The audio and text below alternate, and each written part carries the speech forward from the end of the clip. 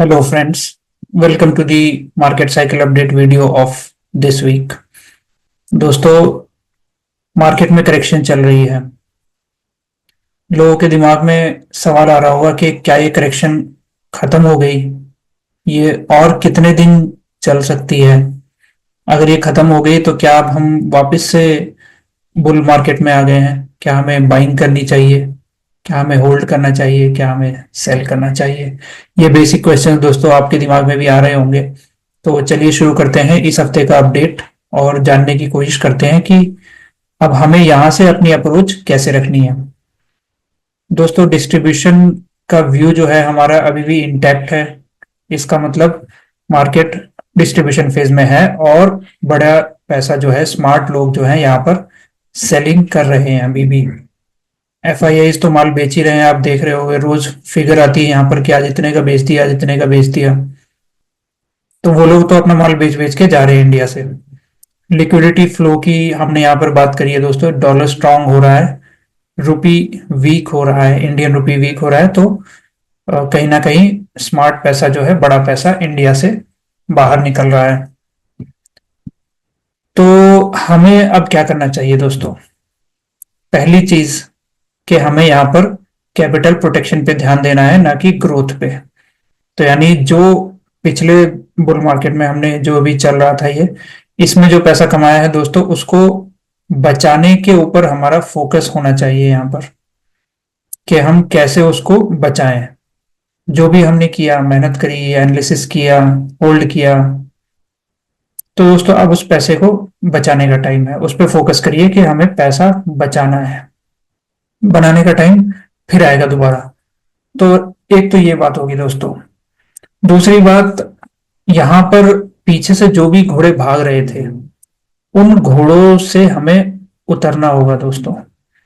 यानी जो स्टॉक्स पीछे से काफी रिटर्न दे चुके और जिनमें थकावट दिख रही है, जिनमें थोड़े साइंस हैं ऐसे कि अब यहां से शायद वो ज्यादा स्ट्रांग ना हो आगे, उनमें आपको अपनी पोजीशन हल्की करनी होगी।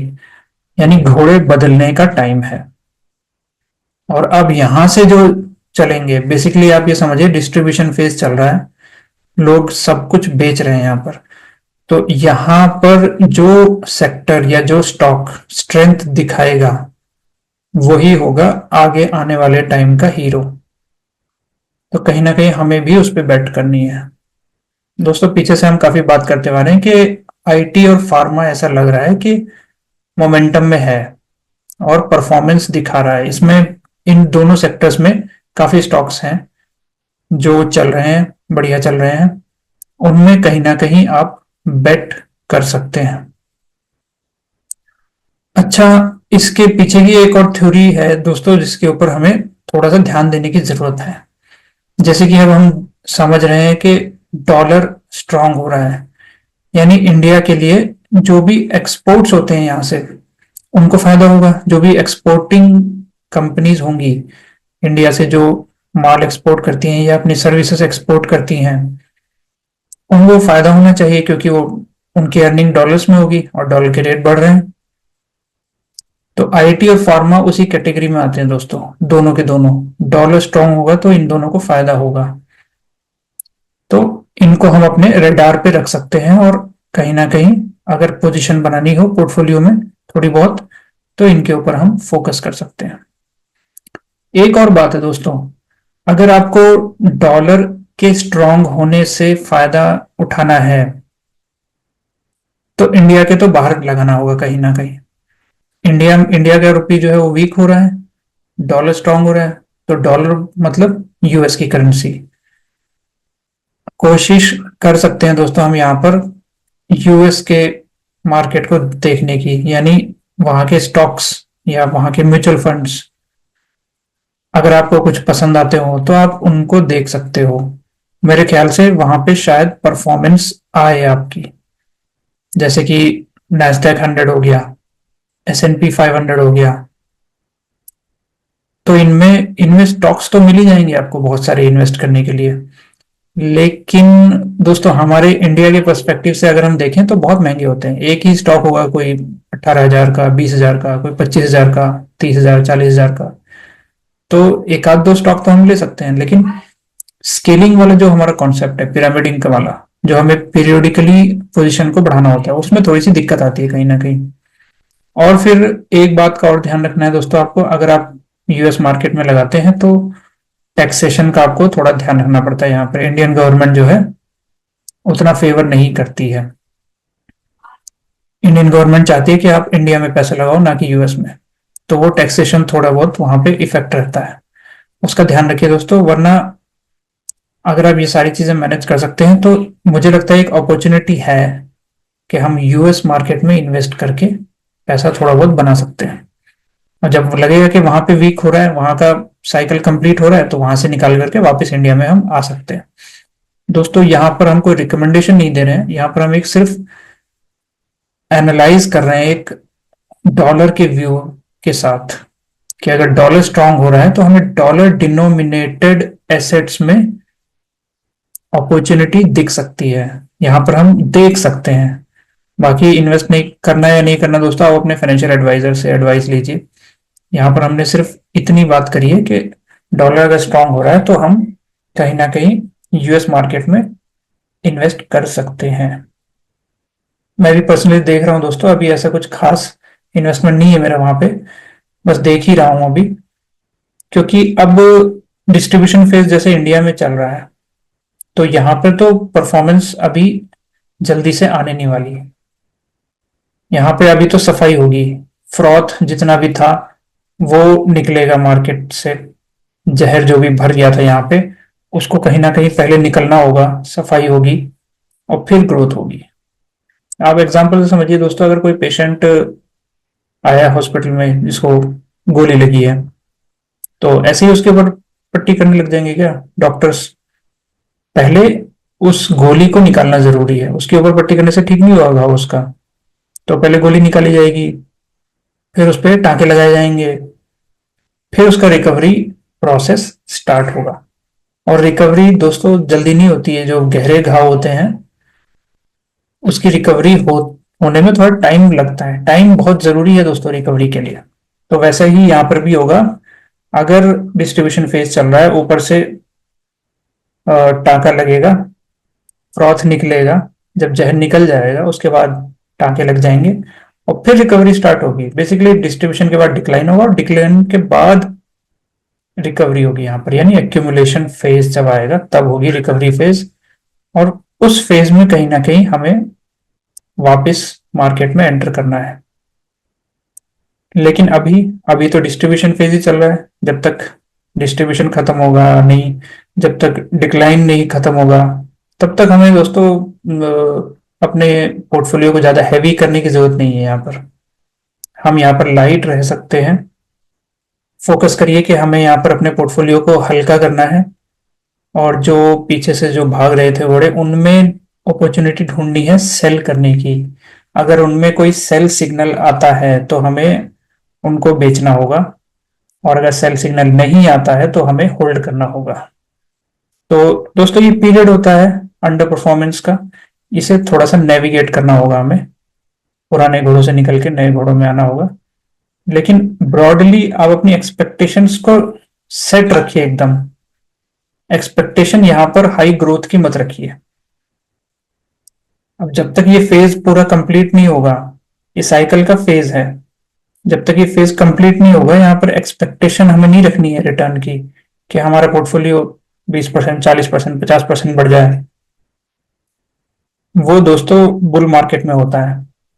1.5 से 2 साल जो भी हमने पीछे देखे, बुल मार्केट था, लोगों के पेट में दर्द हो गया। कितने लोगों को मैंने ये देखा है कि वो पहले ही पिछले साल ही अपना माल काट के बैठे हुए थे कि भाई ये तो ऊपर जा रहा है, ये हमें तो देखा नहीं जा रहा हमसे, ये और कितना ऊपर जाएगा, हमें तो डर लग रहा है, काट के पहले ही बाहर हो गए। उनसे बैठा नहीं गया बुल मार्केट में। तो अब तक इसको राइड करना था, वो लोग प्री मेच्योर निकल गए मार्केट से, तो उन्होंने मिस कर दिया। जब कमाने का टाइम होता है दोस्तों तब यहां मिस नहीं करना, और जब पैसा बचाने का टाइम आता है जो जो अभी चल रहा है, यहां भी हमें मिस नहीं करना है। अगर यहां भी आपने मिस किया तो मार्केट सारा पैसा आपका वापस ले जाएगा। इसका तो यही काम है। जो स्मार्ट लोग होते हैं वो पैसे बनाते भी हैं और अपने पैसे बचा के भी ले जाते हैं।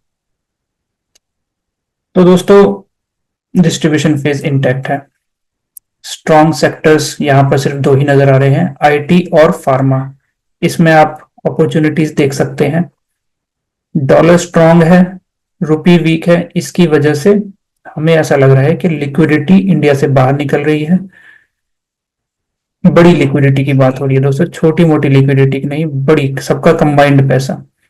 और इस वजह से मुझे ऐसा लग रहा है कि कहीं ना कहीं यूएस मार्केट में अपॉर्चुनिटी बन रही है।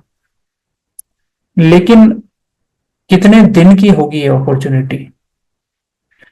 क्योंकि इंडिया का मार्केट भी हमेशा तो नहीं रहेगा डाउन, थोड़े दिनों में वापस ही घूम के आ जाएगा। तो दोस्तों, आपको इसको थोड़ा बैलेंस करना होगा कि आप ऐसा नहीं कर सकते कि आप आज यूएस में इन्वेस्ट कर दो और फिर अचानक से अगले महीने आपको इंडिया आना पड़ जाए। हालांकि इतनी छोटी अपॉर्चुनिटी नहीं लग रही है मुझे। मुझे लग रहा है कि कम से कम यहाँ से शायद 8-10 महीने, 1 साल भी हो सकता है, इतनी अपॉर्चुनिटी आपको मिल जाए। इसमें अगर आपको वहां पे 20, 30, 40, 50% अगर कमाने का मौका मिल जाए तो आप बना सकते हैं वहां पर और फिर वापस से इंडिया आ जाए। लेकिन दोस्तों, ये कहना बहुत आसान है, करना थोड़ा मुश्किल है। ध्यान रखिए, जैसे भी आप करते हैं, म्यूचुअल फंड्स के थ्रू करते हैं या डायरेक्ट स्टॉक्स के थ्रू करते हैं, ध्यान रखिए। और टैक्सेशन का एंगल जो है उसको भी नजर में रखिए थोड़ा। और इस अपॉर्चुनिटी के फायदे आप उठा सकते हैं अगर स्मार्टली आपने प्ले किया तो। दोस्तों ध्यान रखिए, हमें अपॉर्चुनिटी तो देखनी है, लेकिन साथ साथ रिस्क भी देखना है। ऐसा हो सकता है कि यहां से लोग भागे यूएस की तरफ और वहां पे टॉप लग जाए। एग्जैक्ट टाइम तो कोई नहीं बता सकता कब लगेगा, लेकिन ऐसा हो सकता है।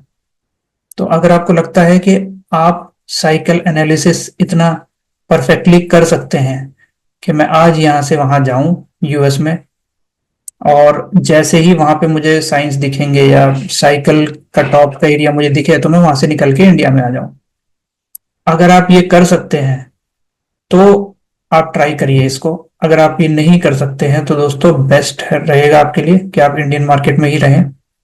अगर आपको साइकिल एनालिसिस में अभी ज्यादा समझ नहीं आता है तो पहले उसकी प्रैक्टिस करिए, इंडियन मार्केट में करिए, म्यूचुअल फंड्स के थ्रू करिए, साइकिल एनालिसिस की पढ़ाई करिए, एक्सपीरियंस लीजिए। जब आपको कॉन्फिडेंस आए तब ये काम करिए। लेकिन अगर आपको कॉन्फिडेंस नहीं है तो आप सिर्फ इंडियन मार्केट में भी इन्वेस्ट कर सकते हैं, यहाँ पर ग्रोथ अपॉर्चुनिटीज हैं।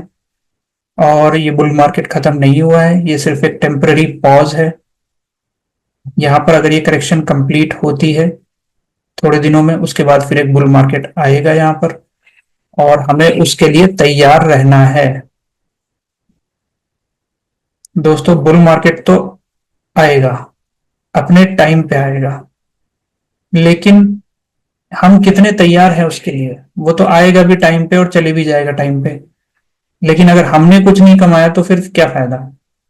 है ना? एग्जाम की डेट जो होती है फिक्स होती है कि मार्च अप्रैल में एग्जाम होंगे, और टाइम लोगों के पास होता है 8 महीने, 6 महीने, 4 महीने टाइम होता है।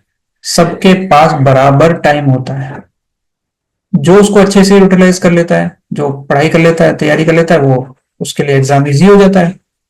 जो खेल के टाइम पास कर देता है उसके लिए वही एग्जाम टफ हो जाता है, और फिर बाद में वो ये भी बोलेगा कि मुझे तो टाइम नहीं मिला। तो प्रिपरेशन करके रखिए दोस्तों, हमेशा थोड़ी सी प्रिपरेशन अगर आप करके रखते हैं तो हेल्प हो जाती है आपकी कहीं ना कहीं। तो वैसे ही अगला बुल मार्केट जो आएगा, जो अगला बुल साइकिल आएगा, बेसिकली एडवांस फेज आएगा, उसकी तैयारी करनी है हमें इस पीरियड में। यहां पर एक तो हमें अपनी कैपिटल प्रोटेक्ट करनी है, दूसरा आने वाले बुल साइकिल की तैयारी करनी है। इसको ध्यान में रखिए दोस्तों। और बस अभी कुछ खास ऐसा चार्ट्स पे कुछ खास बदलाव नहीं हुआ है दोस्तों। आप देख रहे हो कि निफ्टी भी एक रेंज में फंसा हुआ है, कभी थोड़ा ऊपर जाने की कोशिश करता है, कभी नीचे आने की कोशिश करता है। तो अभी मुझे लगता नहीं कि चार्ट दिखाने का यहाँ पर कुछ खास फायदा है। तो आप खुद देख लीजिए दोस्तों, वो एक रेंज में फंसा हुआ है निफ्टी। और डॉलर को अगर आप देखेंगे तो डॉलर इंडेक्स को देखेंगे तो राइज हुआ था, थोड़ा बहुत ब्रीदर ले रहा है, लेकिन मेरे ख्याल से वो राइजिंग ट्रेंड में ही है।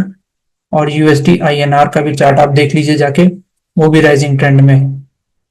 मेरे ख्याल से ये दोनों ही ऊपर जा रहे हैं, और इन दोनों के ऊपर जाने की एक वजह ये भी है कि एफआईआईज इंडिया में माल बेच के जा रहे हैं, गोरे जो है अपना माल लेके जा रहे हैं। और मुझे ऐसा लग रहा है कि हो सकता है उन्हें यूएस में अपॉर्चुनिटी दिख रही हो, इसीलिए वो जा रहे हैं। इंडिया में हाई वैल्यूएशंस और यूएस में थोड़ी सी अपॉर्चुनिटी, तो यहां बेचो वहां ले लो। शॉर्ट इंडिया, लॉन्ग यूएस, मुझे ऐसा लग रहा है ये कहीं ना कहीं प्ले आउट हो रहा है। बट दोस्तों आना तो पड़ेगा उनको, जैसे ही इंडिया का बुल मार्केट शुरू होगा वो वापस आ जाएंगे। तो इससे डरिए मत दोस्तों, इस सेलिंग से मत डरिए। बस आपको यहाँ पे करना क्या है वो हमने यहाँ पे डिस्कस कर लिया है। आपको अपनी कैपिटल प्रोटेक्ट करनी है, ज्यादा इन्वेस्टमेंट नहीं करनी है। अपने पोर्टफोलियो को 20 से 30 40% तक रखिए इन्वेस्टमेंट, बाकी सब आपका कैश हो जाना चाहिए मेरे हिसाब से। और अगले बुल साइकिल की तैयारी करिए। यहाँ पर दोस्तों अगले बुल साइकिल के लिए भी जेम्स जो हैं अब मिलेंगे, आगे मिलेंगे। अभी नहीं आया वो टाइम जेम्स ढूंढने वाला, लेकिन उसकी तैयारी करिए दोस्तों कि आगे अगर बुल साइकिल आता है तो आप उसको कैसे प्ले आउट करेंगे। बेसिक क्वेश्चंस दोस्तों यहाँ पे 3 4 ही होते हैं बस, कि व्हाट टू बाई, क्या खरीदना है आपको, इतने सारे स्टॉक्स में से आपको क्या खरीदना है, इसके लिए एक स्ट्रेटेजी बनाइए। और फिर उसके बाद सबसे इंपॉर्टेंट होता है दोस्तों कि स्केलिंग मुझे कैसे करनी है, यानी मुझे अपनी पोजीशंस को कैसे बढ़ाना है, किस स्टॉक्स में बढ़ाना है। तो इस पे काम करिए दोस्तों, अच्छा टाइम है लर्निंग के लिए, बहुत अच्छा टाइम है यहाँ पर। और उसके बाद सेलिंग होता है फाइनली, कि how to exit a trade, यानी अगर मुझे कुछ प्रॉफिट हो गया या फिर अगर कुछ लॉस हो गया तो मुझे अपनी सेलिंग स्ट्रेटजीज यहाँ पर बनानी पड़ती हैं ताकि मैं टाइम पे निकल पाऊं। तो इन तीनों पॉइंट्स पे दोस्तों आप थोड़ी मेहनत कर सकते हैं, लर्निंग कर सकते हैं, अच्छा टाइम मिलेगा आपको।